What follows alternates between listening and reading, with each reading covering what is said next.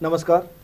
जब भी हम अपने अस्तित्व की बात करते हैं तो हमारी नज़र अधिकतर साहित्यकारों या कलाकारों तक ही सीमित होकर रह जाती है, लेकिन ऐसी भी शख्सियतें होती हैं जो अपनी विरासत की उन धरोहरों को सहेजने में, उनकी जानकारी लोगों तक पहुंचाने और अपने अस्तित्व के साथ उन्हें जोड़ने का कार्य करती हैं।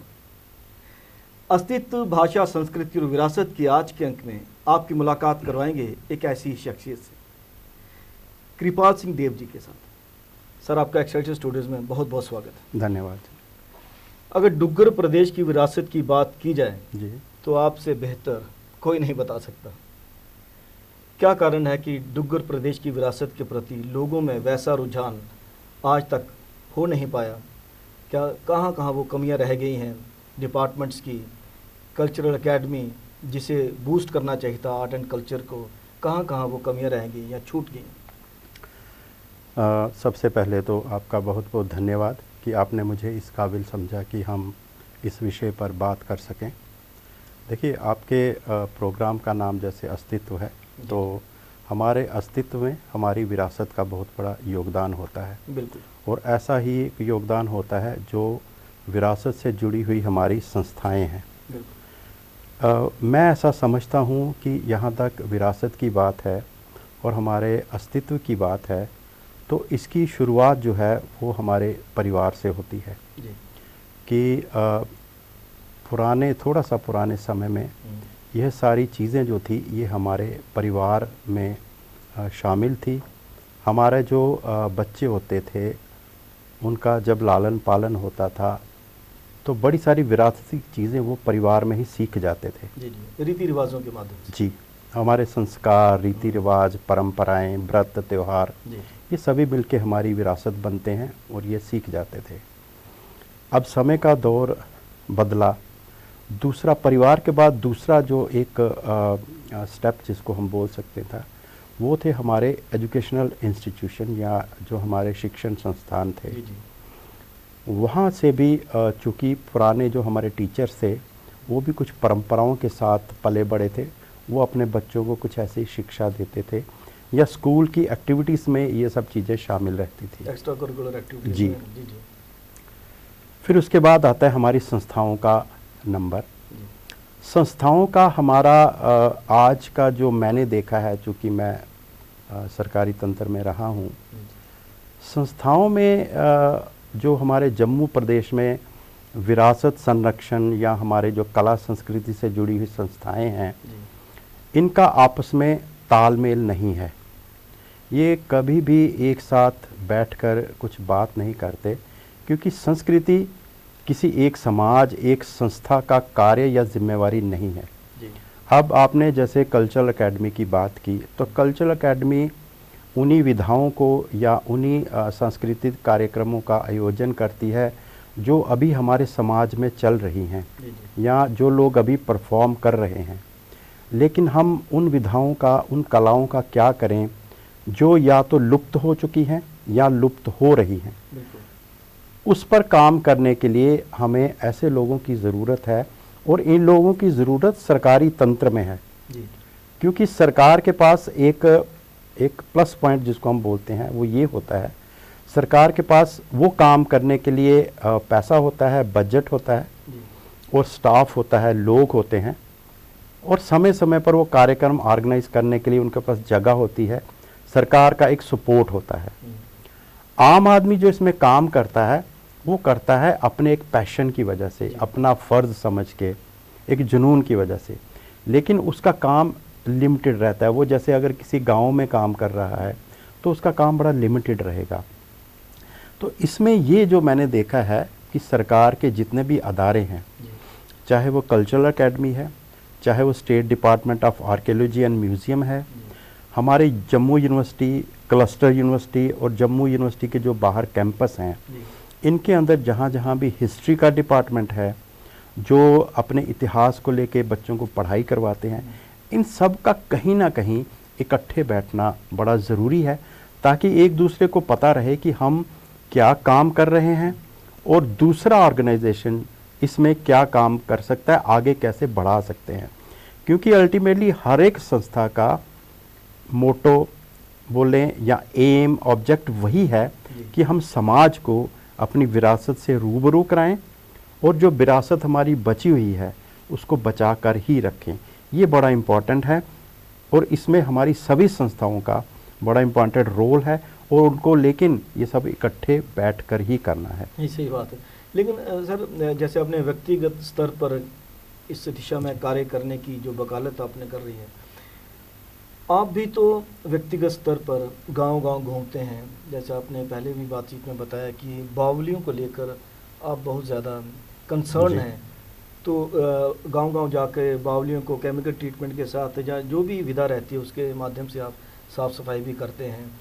क्या ऐसे ही व्यक्तिगत स्तर पर जो इनिशिएटिव लिए जाने चाहिए उनकी जम्मू प्रदेश में, जम्मू संभाग में कमी है? जी, देखिए, ये जो आपने विषय अभी बात किया इसको हम कहते हैं संरक्षण। वाटर बॉडीज़ का तो होना भी चाहिए। जी, संरक्षण।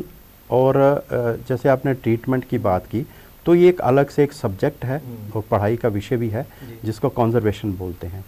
प्रोफेशनली मैं एक कंजर्वेटर हूँ, इसलिए मैं ये समझता हूँ कि जैसे हमारी बाउलीज़ हैं या हमारे जितने भी बाहर बिल्ट हेरिटेज जिसको हम बोलते हैं वो ज़्यादातर हमारी पत्थरों से बनी है, पुराना जितना होगा, और जो हमारे मंदिर हैं और महल वगैरह हैं वो ईंटों से बने हैं। कुछ छोटी ईंट है, बड़ी ईंट है।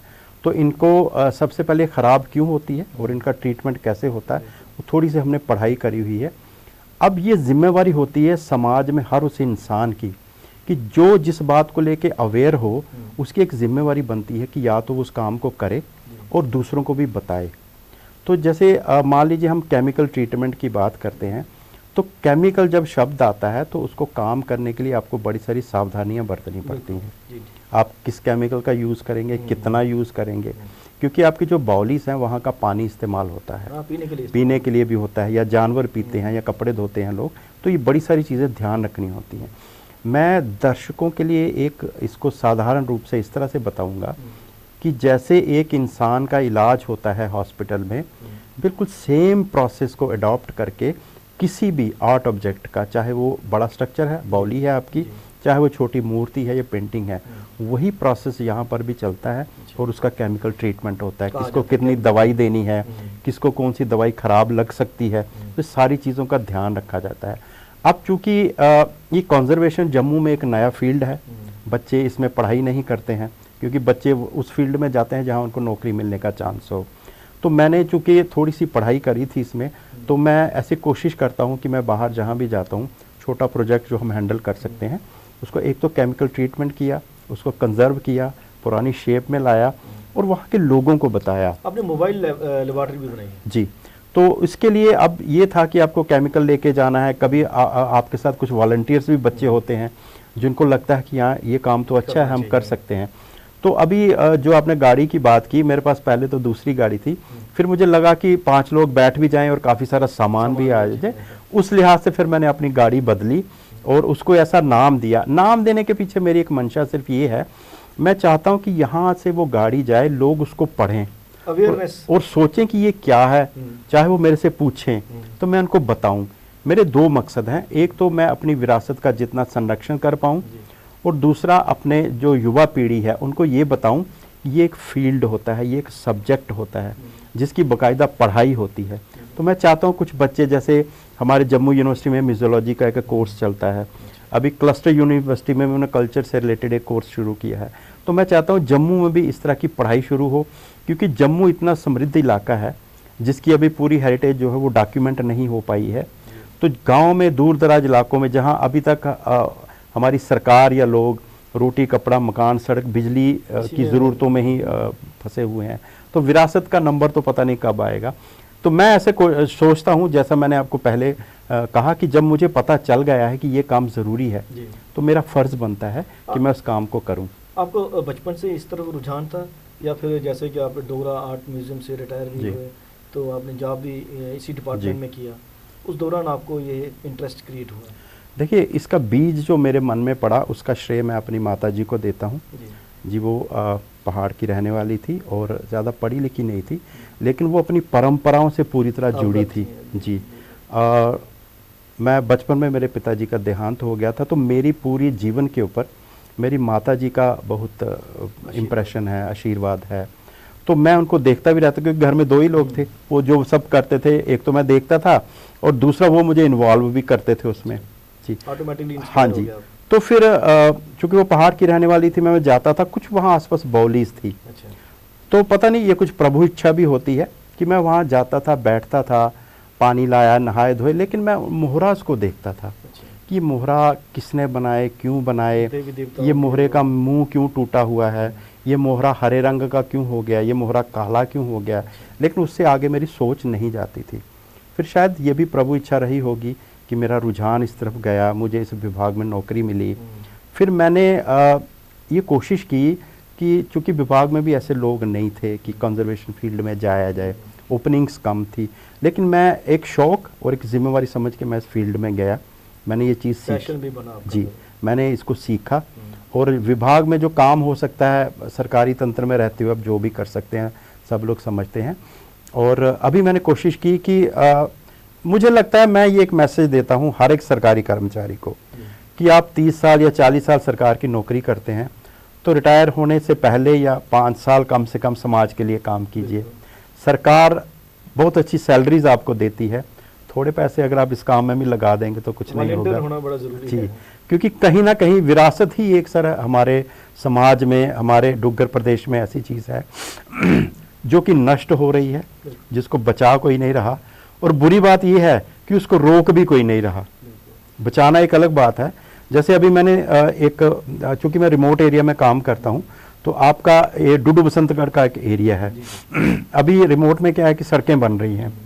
सड़कें बनाते हुए क्या होता है, जैसे कोई ओल्ड स्ट्रक्चर आता है उसे तोड़ दिया जाता है। या अब मान लीजिए, हाँ, जैसे कोई हमारा गांव में ज़्यादातर डेवलपमेंट का काम होता है बीडीओ ऑफिस की तरफ से। अब बाउलीज मैंने कुछ देखी हैं कि जो प्राचीन बाउलीज हैं, मोहरे बने हैं प्राचीन, और हर एक बाउली कुछ ना कुछ आपको संदेश देती है। किसी न किसी इतिहास जुड़ा हुआ है जी, किसी न किसी बाउली पर शिलालेख होता है जो बताता है किसने बनाई थी, कब बनाई थी। उसका अपना एक आर्किटेक्चर है, उसके संरक्षण देवता है, नाग देवता है वहाँ पर सारा। उसको क्या करते हैं कि उसको पक्का कर देते हैं सीमेंट के साथ, तो खत्म हो जाती है। और अगर किसी इंपॉर्टेंट आदमी का घर है आसपास तो कोई पता नहीं, उसके ऊपर टाइल्स भी लगा देंगे। लेकिन ये मैंने खुद का देखा हुआ है, ये मेरे किसी अंधविश्वास की बात नहीं है। जब आप किसी बाउली के साथ छेड़खानी करते हैं या उसका इस्तेमाल बंद कर देते हैं तो पानी स्टैग्नेट हो जाता है, पानी गंदा हो जाता है और बाउली जो है वो बंद हो जाती है, बाउली भी बंद हो जाती है। क्योंकि ये एक तरह का सक्शन है, पानी निकल रहा है, नया आ रहा है। जब आप बंद कर देते हैं ऊपर काई जमती जाती है जी। तो ये मैंने देखा, इसके लिए हमने सरकार को अप्रोच भी किया है। लेकिन शायद कुछ ऐसा है, ठेकेदारी सिस्टम है, सरकार का तंत्र भी उसमें मिला हुआ कि नहीं ये पैसा आया है, ये लगना चाहिए, हाँ जी।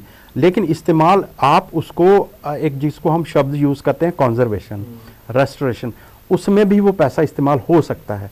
तो ये हमें बड़ा सोचना ज़रूरी है कि हम उसमें चूँकि हम जो वहाँ मिस्त्री काम कर रहा है, मजदूर काम कर रहा है, हम उसके साथ इंटरेक्ट भी करते हैं, लेकिन अल्टीमेटली वो सुनता है ठेकेदार की, दिहाड़ी वहीं से हाँ जी, जहाँ वो बीडीओ ऑफिस की सुनेगा।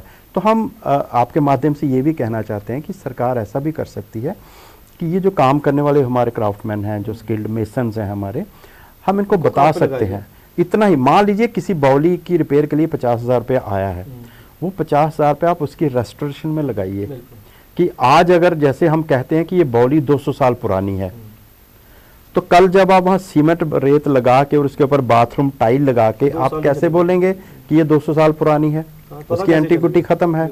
तो ये एक बड़ा विडंबना है हमारे सरकार की तरफ से भी कि मान लीजिए जैसे कोई बड़ा एक स्ट्रक्चर है जो हम रिपेयर नहीं करते, जिसका बजट लाखों में है, जब तक तो वो रिपेयर के काबिल है तब तक तो कोई एक्शन नहीं लिया जा रहा। अब मान लो जैसे वो स्ट्रक्चर गिर गया, 200 साल पुराना स्ट्रक्चर गिर गया, टोटली गिर गया, अब आप उसको फिर नया क्रिएट कर देते हैं, तब आपके पास पैसा भी आ जाता है।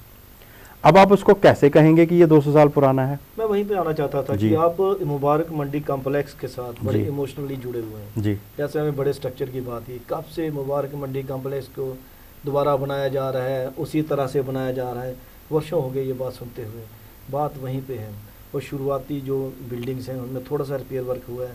अब गोलघर देखिए, वो तो टूट ही चुका है ऑलमोस्ट।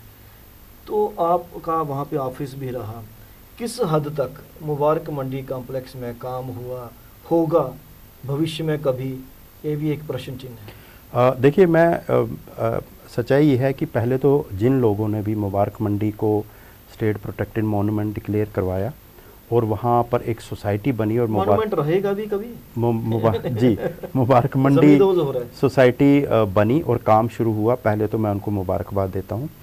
उसके बाद ऐसा है कि आप सरकार, चूँकि वो सरकार काम करवा रही है, वहाँ पर थोड़ी सी कमियाँ ये हैं, चूँकि मैं इस प्रोफेशन से जुड़ा हुआ हूँ, मुबारक मंडी के अंदर जितनी भी बिल्डिंग्स हैं उन बिल्डिंग्स को प्रायोरिटाइज नहीं किया गया है कि किस बिल्डिंग में पहले काम होना चाहिए, जल्दी से जल्दी बचाना जिसको है। हाँ जी, अब मान लीजिए ऐसा होता है कि देखिए, जब कहीं कोई त्रासदी आती है तो एक वो होता है कि भाई सबसे पहले किस इंसान को मेडिकल एड की ज़्यादा ज़रूरत है, पहले उसी को दी जाती है, ठीक है ना। ऐसे ही बिल्डिंग्स में भी ऐसा होता है। मैंने पहले हॉस्पिटल या मेडिकल ट्रीटमेंट का एग्जांपल दिया आपको, जी जी। तो मुबारक मंडी के अंदर चूँकि मैं लगभग पीछे 25 साल से वहाँ हेरिटेज वॉक भी करवा रहा हूँ, तो मैंने एक कोना उसका देखा है। बड़ी इंपॉर्टेंट बिल्डिंग्स हैं जी, जिनको प्रायोरिटी में रखना चाहिए था, लेकिन ऐसा नहीं हो पाया। अब जो संस्थाएं वहाँ काम कर रही हैं, उनका काम करने का अपना एक तरीका है। होना ये चाहिए कि सरकार को एक एजेंसी उसमें ये भी इन्वॉल्व रखनी चाहिए कि जो सामने का आपका कोर्ट यार्ड है, वहाँ पर काम हो रहा है, सबको दिखता भी है, लेकिन पीछे जो महल हैं और बड़े इंपॉर्टेंट महल है, ऐसा नहीं है कि लोग वहाँ कोर्ट यार्ड में घूमने आते हैं तो देख लेते हैं काम हो रहा है, तो एक इम्प्रेशन भी क्रिएट होता है काम हो रहा है, लेकिन उसके पीछे भी कुछ है जो बहुत इम्पॉर्टेंट है, ज़्यादा जरूरी है जी। तो मैं कहने का मतलब ये है कि आप प्रायोरिटाइज कीजिए। मुबारक मंडी सिर्फ स्ट्रक्चर नहीं है, जिन्होंने मुबारक मंडी को अंदर से देखा है, मुबारक मंडी के अंदर वॉल पेंटिंग्स हैं, इम्पॉर्टेंट वॉल पेंटिंग्स हैं, जो आपने बाद में दुनिया को दिखाना है कि ये मुबारक मंडी है, ये हमारा आर्किटेक्चर है, ये हमारी वॉल पेंटिंग्स हैं, ये हमारा आर्ट वर्क है। तो ये सारी चीज़ें मिला के मुबारक मंडी बनती है। सिर्फ जो स्ट्रक्चर है उसको बचाना, उसको रेस्टोर करना, यही मुबारक मंडी नहीं है। उसके अंदर जो आर्ट वर्क हुआ है, जो वॉल पेंटिंग्स हैं, उनमें तो कुछ इतनी खूबसूरत हैं कि आप उनके ऊपर कहानियाँ लिख सकते हैं। मुबारक मंडी में कहानियाँ जुड़ी हुई हैं, उनका प्रदर्शन किया हुआ है वॉल पेंटिंग्स में।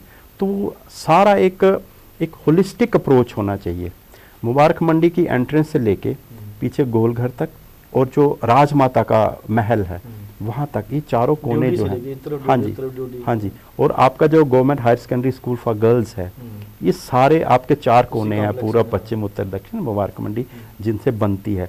तो ये सारा एक पूरी तरह से बचा के इसको, और जो इसके अंदर है उसको बचा के, अब वहाँ अप्रोच क्या है कि इस बिल्डिंग को रिपेयर करना है।